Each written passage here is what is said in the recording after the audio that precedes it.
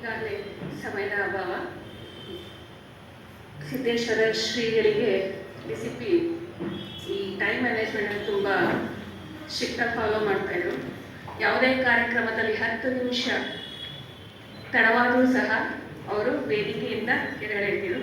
ಅವರ ಅನುಚರರಾದಂತಹ ನಾವು ಸಹ ಅದನ್ನೇ ಪಾಲಿಸೋಣ ಅಂತ ಹೇಳ್ತಾ, ಮೊದಲನೇದಾಗಿ ನನ್ನ ಆರಾಧ್ಯ ದೈವ ಸಿದ್ಧಗಂಗಾ ಶ್ರೀಗಳ ಪಾದಕಮಲಗಳಿಗೆ ಹೊರಮಡುತ್ತಾ, ಕಾವೇರಿಯ ಈ ನೆಲದಲ್ಲಿ ಬದುಕುವ ಬಾಳುವ ಅವಕಾಶ ಕೊಟ್ಟವರು ಸಿದ್ಧಗಂಗೆಯ ಶ್ರೀಗಳು. ಭೀಮಾ ತೀರದ ಆ ನೆಲದಲ್ಲಿ ನನ್ನ ಭಕ್ತಿ ಸಮರ್ಪಣೆಗೆ ಅವಕಾಶ ಮಾಡಿಕೊಟ್ಟವರು ಪಾಂಡುರಂಗ ಮತ್ತು ಸಿದ್ದೇಶ್ವರ ಶ್ರೀಗಳ ಪಾದ ಕಮಲಗಳಿಗೆ ಹೊರಮಡುತ್ತಾ, ನನ್ನ ಮೊದಲ ಬಾರಿಗೆ ಆ ದಡಕ್ಕೆ ಲೇಖಕರಾಗಿ ಸಂಪನ್ಮೂಲ ವ್ಯಕ್ತಿಗಳಾಗಿ ಕರೆಯಿಸಿದ ರವಿಕುಮಾರ್ ಸೊಲ್ಲಾಪುರ ಅವರು ಸಹ ನಮ್ಮ ಜೊತೆ ಇದ್ದಾರೆ. ತುಂಬ ಸಂತೋಷದ ವಿಷಯ ಅಂತ ಹೇಳ್ತಾ, ವೇದಿಕೆಯ ಮೇಲಿರುವಂತಹ ಅತಿಥಿ ಮಹೋದಯರೇ, ಗುರು ಹಿರಿಯರೇ ಹಾಗೂ ಆತ್ಮೀಯ ಸಾಹಿತ್ಯಾಭಿಮಾನಿಗಳೇ, ತನುವಿನೊಳಗೆ ತನುವ ಕಳೆದು ಮನದೊಳಗೆ ಮನವ ಕಳೆದು ಗುರಿಯೊಳಗೆ ಗುರಿಯ ಬೆರೆಸಿ ಹರಿಯೊಳಗೆ ಹರಿಯ ನದಿಯಂತೆ ಕೂಡಿತ್ತು ನೋಡ ಚನ್ನ ಮಲ್ಲಿಕಾರ್ಜುನ. ಅಕ್ಕ ಮಹಾದೇವಿಯರ ಈ ವಚನದಲ್ಲಿ ಲೌಕಿಕವಾದ ತನು ಮನಗಳನ್ನು ಮರೆತು ಪರಮಾತ್ಮನಲ್ಲಿ ಅಥವಾ ಜ್ಞಾನದಲ್ಲಿ, ಜ್ಞಾನದ ಗುರಿಯಲ್ಲಿ ಲೀನವಾಗುವ ಸ್ಥಿತಿಯನ್ನು ಅಕ್ಕ ಮಹಾದೇವಿ ಈ ವಚನದಲ್ಲಿ ವಿವರಿಸುತ್ತಾರೆ. ಸಿದ್ದೇಶ್ವರ ಶ್ರೀಗಳು ಸಹ ಕೂಡ ಅಕ್ಷರ ಸಹ ಇಂತಹುದೇ ಸ್ಥಿತಿಯಲ್ಲಿದ್ದವರು. ಅವರ ಬದುಕಿನ ಶಿಸ್ತು, ಮೌನ ಮತ್ತು ಜ್ಞಾನದ ಪ್ರವೆಯನ್ನು ಶ್ರೀಗಳ ಪರಮಶಿಷ್ಯರಾದಂತಹ ರಾಘವ್ ಸರ್ ಅವರು ಅವರ 101ನೇ ಕೃತಿಯಾದ ಯೋಗಸ್ಥ ಕೃತಿಯಲ್ಲಿ ಅತ್ಯಂತ ಅರ್ಥಪೂರ್ಣವಾಗಿ ಅವರ ಜೀವನವನ್ನ ಕಟ್ಟಿಕೊಟ್ಟಿದ್ದಾರೆ.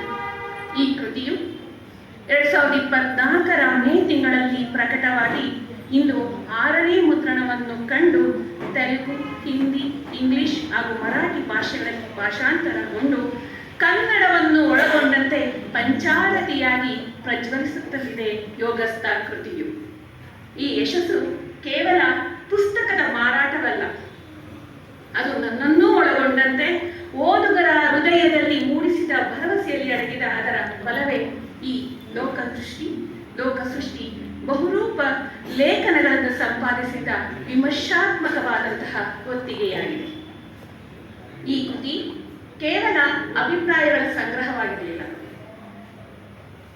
ಸಂತ ಚಿಂತನೆಯ ಆಧ್ಯಾತ್ಮಿಕ ಯಾತ್ರೆಯ ದಾಖಲೆಗಳ ವಿವಿಧ ಜ್ಞಾನ ಶಾಖೆಗಳ ಬೆಳಕಿನ ಸಂಗಮವೂ ಹೌದು. ಭಿನ್ನ ಭಿನ್ನ ಚಿಂತಕರ ಚಿಂತನೆಯೂ ಸಹ ಸಂಗ್ರಹವಾಗಿತ್ತು. ಯಾವುದು ಈ ನಮ್ಮ ಲೋಕ ಸೃಷ್ಟಿ ಒಂದು ಸಂಪಾದಿತ ಕೃತಿಯು. ಈ ಕೃತಿಯಲ್ಲಿ ಈಗಾಗಲೇ ಎಲ್ಲರೂ ಸಹ ಹೇಳಿರುವ ನಿಟ್ಟಿನಲ್ಲಿಯೇ 68 ಲೇಖನಗಳನ್ನು ಪ್ರಕಟಗೊಂಡಿದ್ದು, ನಮಗೆ ಬಂದಾಗ 100ಕ್ಕೂ ಹೆಚ್ಚು ಲೇಖನಗಳಿದ್ದು, ಇದು ಅಭಿಪ್ರಾಯಗಳಿಗಿಂತ ಸಿದ್ದೇಶ್ವರ ಶ್ರೀಗಳ ಜೀವನ ಮತ್ತು ಯೋಗಸ್ಥ ಕೃತಿಯನ್ನು ಹರುವಿ ಅವರ ಮನಸ್ಸಿನ ಒಂದು ಭಾವಗಳನ್ನು ವ್ಯಕ್ತಪಡಿಸಿದಂತಹ ರೀತಿ ಅಷ್ಟರ ಮಟ್ಟಿಗೆ ಇತ್ತು. ನಾವು ಕೇವಲ 68 ಲೇಖನಗಳನ್ನು ಸಂಗ್ರಹ ಮಾಡಿಕೊಟ್ಟಿದ್ದೇವೆ, ಸಂಪಾದಿಸಿಕೊಟ್ಟಿದ್ದೇವೆ. ವಿಮರ್ಶಾತ್ಮಕ ಒಂದು ಚಾರಿತ್ರಿಕವಾದಂತಹ ದಾಖಲೆಯನ್ನೂ ಸಹ ಒಂದು ಕೃತಿಯ ಮೇಲೆ 68 ಲೇಖನಗಳು ಬಂದಿದೆ, 68ಕ್ಕೂ ಹೆಚ್ಚು ಬಂದಿದ್ದೇವೆ ಅಂದರೆ ಅದೊಂದು ಎಷ್ಟರ ಮಟ್ಟಿಗೆ ಆ ಒಂದು ವಿಭಿನ್ನ ಆಯಾಮಗಳನ್ನು ಆ ಕೃತಿ ನಮಗೆ ತಂದುಕೊಡುತ್ತೆ ಅಂತ ನೀವು ಆಲೋಚನೆಯನ್ನ ಮಾಡಬಹುದಾಗಿದೆ. ಅಲ್ಲಿ ಲೇಖನಗಳಲ್ಲಿ ಹೇಳ್ತಾರೆ, ಈ ಶಿವರಾತ್ರಿ ದೇಶಿಕೇಂದ್ರ ಮಹಾಸ್ವಾಮಿಗಳು ಈ ಯೋಗಸ್ಥ ಕೃತಿಯನ್ನ ಕುರಿತು ನುಡಿದಂತೆ ನಡೆದ ಸಂತ ಅಂತ ಕರೀತಾರೆ. ನುಡಿದಂತೆ ನಡೆದ ದಿಟದ ಸಂತ ಅಂತಲೂ ಸಹ ಸಿದ್ದೇಶ್ವರ ಶ್ರೀಗಳನ್ನ ಕರೀತಾ ಹೋಗ್ತಾರೆ. ಅಷ್ಟೇ ಅಲ್ಲ, ಜಗದ್ಗುರು ಸಿದ್ದರಾಮ ಮಹಾಸ್ವಾಮಿಗಳು ಯೋಗಸ್ಥ ರಾಷ್ಟ್ರ ಸಂತ ಅಂತ ಕರೀತಾರೆ. ಮಾನ್ಯ ಲೋಕಾಯುಕ್ತರಾದಂತಹ BS ಪಾಟೀಲರು ಸಹ ಯೋಗಸ್ಥ ರಚನೆಯ ರಾಷ್ಟ್ರ ಅಲ್ಲ, ನಿರ್ಮಾಣದ ದಾರಿ ಎಂದು ಕರೆದಿದ್ದಾರೆ.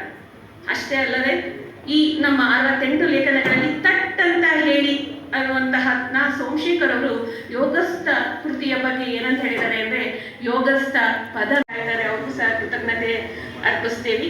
ಇಷ್ಟೆಲ್ಲದ ನಿಟ್ಟಿನಲ್ಲಿ ಸಂಪಾದಕೀಯ ಕೆಲಸ ಮಾಡಬೇಕಾದ್ರೆ ತುಂಬ ಜವಾಬ್ದಾರಿಯುತವಾದ ಕೆಲಸ. ಒಂದು ಕೃತಿಯನ್ನು ನಾವು ಸಮಾಜಕ್ಕೆ ಕೊಡ್ತೀವಿ ಅಷ್ಟು ಸುಲಭದ ಮಾತಲ್ಲ. ನನ್ನ ಸಹ ಸಂಪಾದಕರಾದಂತಹ ಸಹೋದರ ಸಮಾನಾದಂತಹ ಗುಂಡಿಗೆರೆ ವಿಶ್ವನಾಥ್ ಅವರು ಸಹ ನಾನು ಇಲ್ಲಿ ನೆನಪಿಸ್ತೀನಿ. ಧನ್ಯವಾದಗಳು ಸಹ ಸರ್. ನಿಮ್ಮೆಲ್ಲರ ಸಹಕಾರದೊಂದಿಗೆ ಇಂದು ನಮ್ಮ ಕೃತಿಯನ್ನು ಸಹ ನಾವಿಬ್ಬರು ಕೂಡಿ ಸಂಪಾದಕ ಕೃತಿಯನ್ನು ಪ್ರಕಟಣೆಯನ್ನು ಮಾಡಿದ್ದೇವೆ. ಅಷ್ಟೇ ಅಲ್ಲದೆ ಇಂದು ಈ ಕೃತಿಯ ಮೂಲಕ ನಮಗೆ ದೊರಕಿದ ಚಿಂತನೆಯ ಬೆಳಕು ಆತ್ಮ ಸಾಕ್ಷಾತ್ಕಾರದ ದಾರಿಯನ್ನು ಮತ್ತಷ್ಟು ಸ್ಪಷ್ಟಗೊಳಿಸಿದೆ. ಈ ಮಹತ್ತರ ಸಾಹಿತ್ಯ ಯೋಗಕ್ಕೆ ಕಾರಣರಾದ ನಿಮ್ಮೆಲ್ಲರಿಗೂ ಹಾಗೂ ಆಶೀರ್ವಾದ ರೂಪದಲ್ಲಿ ನಮ್ಮನ್ನ ಮಾರ್ಗದರ್ಶಿಸಿ ಸಿದ್ದೇಶ್ವರ ಸ್ವಾಮಿಯವರ ಸ್ಮೃತಿಗೂ ಈ ವೇದಿಕೆಯನ್ನ ಸಾಧ್ಯ ಮಾಡಿದ ಎಲ್ಲ ಹೃದಯಪೂರ್ವಕ ಕೃತಜ್ಞತೆಯನ್ನ ಸಮರ್ಪಿಸುತ್ತಾ ಲೋಕದ ದೃಷ್ಟಿಯಿಂದ ಲೋಕದ ಸೃಷ್ಟಿಯ ಕಡೆಗೆ ನಮ್ಮೆಲ್ಲರ ಯಾನ ನಿರಂತರವಾಗಿರಲಿ ಅಂತ ಆಶಿಸ್ತೀನಿ. ಈ ವೇದಿಕೆಯ ಕಾರ್ಯಕ್ರಮದ ನಂತರ ಕವಿಗೋಷ್ಠಿ ಇದೆ. ನನ್ನ ಸ್ನೇಹಿತರೆಲ್ಲರೂ ಸಹ ಬಂದಿದ್ದೀರಾ, ಅವ್ರಿಗೂ ಸಹ ಸ್ವಾಗತವನ್ನು ಕೋರುತ್ತಾ ಕೃತಜ್ಞತೆಯನ್ನು ಸಲ್ಲಿಸ್ತೀನಿ. ಧನ್ಯವಾದಗಳು.